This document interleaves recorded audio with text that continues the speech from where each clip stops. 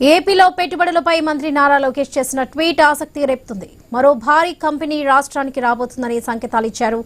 గొప్ప ఆవిష్కరణ అంటూ ఆ పోస్టులో తెలిపారు. 2019 నుంచి కొత్త ప్రాజెక్టులను నిలిపివేసిన ఆ కంపెనీ రాష్ట్రంలో పెట్టుబడులు పెట్టేందుకు తుఫాన్లా తిరిగి వస్తుందని లోకేష్ ట్వీట్లో పేర్కొన్నారు.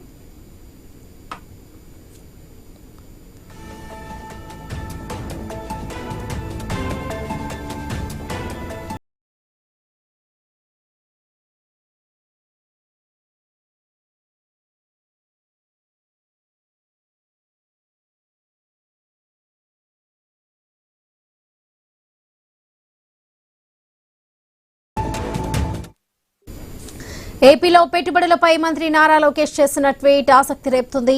మరో భారీ కంపెనీ రాష్ట్రానికి రాబోతుందనే సంకేతాలు ఇచ్చారు నారా లోకేష్. గొప్ప ఆవిష్కరణ అంటూ ఆ పోస్టులో తెలిపారు.